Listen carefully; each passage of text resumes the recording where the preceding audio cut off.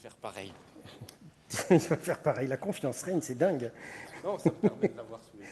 Ah d'accord. Mais il y a une petite sonnerie. Attention, top chrono, c'est Bonjour à parti. tous. 10 minutes. Merci aussi de nous proposer de présenter quelque chose ici.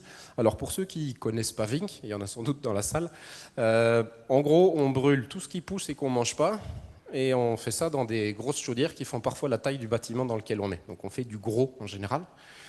Donc on commence techniquement à 5 mégawatts et on peut aller jusqu'à 100 mégawatts thermiques avec parfois de la cogénération. Donc on peut monter jusqu'à 20-25 mégawatts électriques. Donc on fait plutôt des gros jouets, mais pas que. Alors en fait on brûle surtout, on est réputé pour brûler un tas de trucs qui ont poussé, donc énormément de coproduits de l'industrie agroalimentaire. Donc là vous avez un bref panel. Alors en gros, quelle est la différence entre tous ces combustibles agro et les plaquettes forestières et assimilées, puisqu'on est aussi, autant le rappeler rapidement, on a des granulos qui sont vraiment très variés, on peut avoir du très fin comme du très gros, on va avoir forcément des densités qui vont être très variables. Et là où on va commencer à s'ennuyer, c'est qu'on va avoir beaucoup de minéraux. Les plantes ont tendance à aller chercher beaucoup de potassium ou de phosphore. On va parfois avoir des taux d'azote qui sont très élevés, très souvent renforcés par l'usage d'engrais. On va avoir des quantités de cendres qui peuvent être élevées, donc on peut être à 8, 10, 15% dans certains cas. Et ces cendres, en plus, elles vont avoir tendance à avoir des températures de fusion qui peuvent être très basses. Alors, je passe sur le côté souffle-chlore, qui peut être embêtant en termes de corrosion. Ça ne va pas être le sujet aujourd'hui. Alors en gros, là, très rapide retour dans les années 80, qu'est-ce qu'on a fait pour pouvoir brûler ces trucs-là? Bon, on avait des grilles refroidies à l'air. Problème des grilles refroidies à l'air, c'est qu'il faut les refroidir avec de l'air. On a développé une technologie de grille refroidie à l'eau. Donc ça nous permettait de nous affranchir de la quantité d'air primaire à injecter pour refroidir les grilles. Ça nous a aidé déjà sur pas mal de sujets. On a adapté les systèmes d'alimentation. Donc là, il faut regarder la partie gauche. Oula.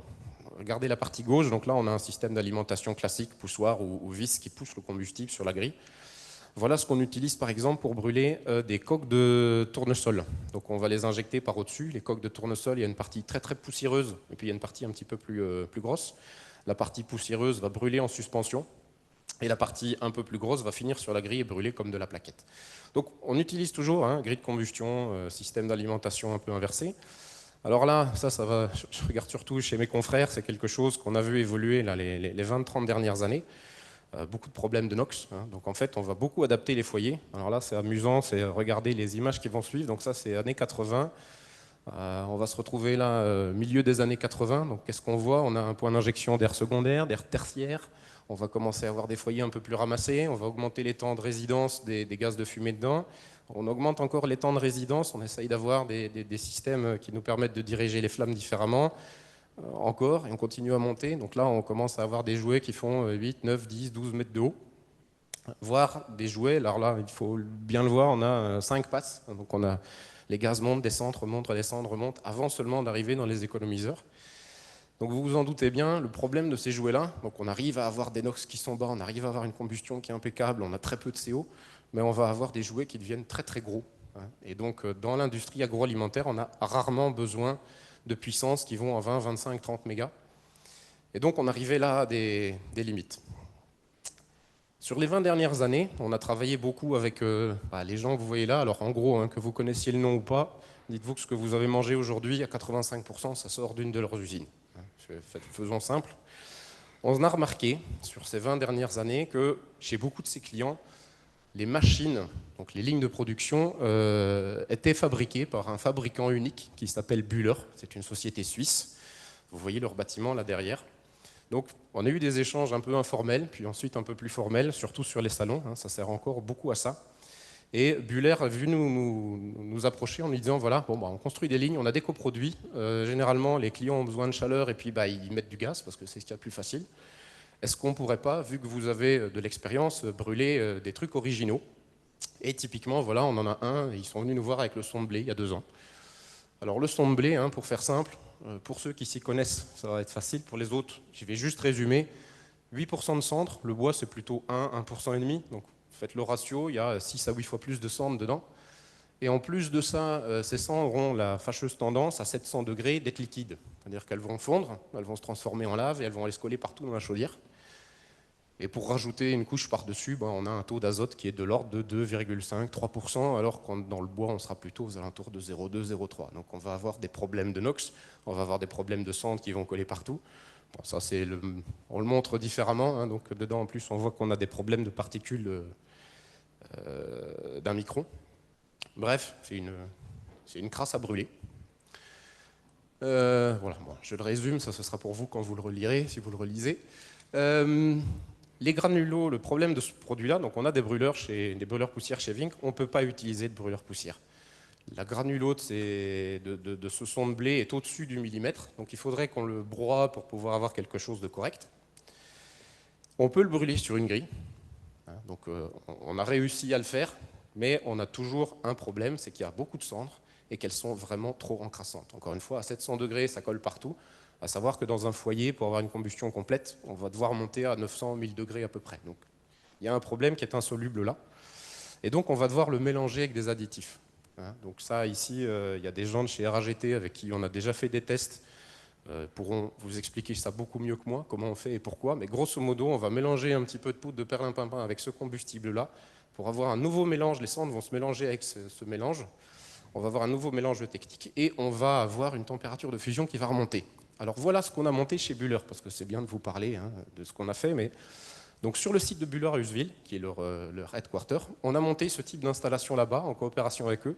Donc grosso modo, qu'est-ce que vous devez voir là? Au niveau 2, on récupère un combustible, donc le son de blé, mais plein d'autres, et je vais y venir. Au niveau du point 4, on a la possibilité de le broyer. C'est une possibilité, on n'est pas obligé, mais on peut le broyer. Si on le broie, c'est surtout pour pouvoir, de manière pneumatique, aller le transporter jusqu'au numéro 8 et le petit 6 qu'on voit là, c'est la fameuse poudre de perlimpinpin. Donc encore une fois, des développements comme le font RGT, donc on va aller vérifier quel type de poudre il faut mettre dedans et on va pouvoir la doser très finement. Le gros avantage de ça, c'est qu'on va pouvoir tester les dosages, on va pouvoir tester la granulo, on peut essayer de mélanger sans passer par le broyage, on peut broyer, ainsi de suite, et on va le brûler dans des foyers. Alors la grosse particularité, pour ceux qui connaissent Vink depuis 20 ou 30 ans, il n'y a plus de grille dans ces trucs-là. On a une chaudière qui va fonctionner avec une combustion tangentielle. Donc on va venir injecter, sur le côté gauche, là on voit des espèces de petits jets. On va injecter le combustible avec son air primaire de combustion dans un système cyclonique. On va avoir de l'air secondaire, de l'air tertiaire, on va avoir tout ce qu'il nous faut dedans pour pouvoir ensuite récupérer la chaleur sur la partie droite. Alors cette installation-là, elle fait 1 MW. Elle ne sert que à chauffer les bâtiments ou les oiseaux s'il n'y a pas besoin. L'objectif, c'est vraiment de pouvoir faire des tests sur des combustibles agro. Voilà à quoi elle ressemble. Alors le slide suivant, ce sera pour vous quand vous serez à la maison. Il suffit d'aller cliquer sur le lien et vous allez directement arriver sur une page internet qui vous permet de visiter l'installation sur un 360 degrés. Donc là, avec ce truc-là, ça ne va pas être possible. Je vous ai quand même préparé une vidéo, si on peut la lancer en régie. Oui, c'est prévu. En fin de... Si ça va bien. Oui, c'est la dernière vidéo. Oui. Voilà. Donc là, ce que vous voyez, c'est un foyer qui tourne à 1 MW avec du son de blé, sans aucun colmatage, grâce au test et au mélange qu'on fait en amont. Alors cette installation-là, telle que vous la voyez là, elle fonctionne maintenant depuis le mois de janvier. Elle ne fonctionne pas tout le temps. L'objectif, c'est pas de la faire fonctionner. L'objectif, c'est de pouvoir aller tester là-bas toute une série de combustibles agro dans une installation de taille industrielle. Donc on est à 1 MW thermique là. Et cette installation-là a été prévue, elle est équipée d'un tas de capteurs et d'un tas de systèmes qui permettent de développer une solution technique de 1 à 10 MW. Donc l'objectif, c'est pas d'aller faire des trucs énormes, c'est pas non plus brûler de la plaquette forestière. L'objectif, c'est vraiment de brûler des coproduits. D'abord, d'essayer de les brûler tels qu'ils sont produits dans la ligne de production, et si nécessaire, d'aller le mélanger avec des additifs, broyés ou non, et de voir quelle est la meilleure solution technique pour pouvoir montrer au client une solution technique qui fonctionne. On fait un test sur place, et si ça fonctionne, il est sûr d'avoir quelque chose qui va fonctionner. Et j'ai tenu en moins de 10 minutes. Bravo, Jérôme Béat. Il reste quelques secondes.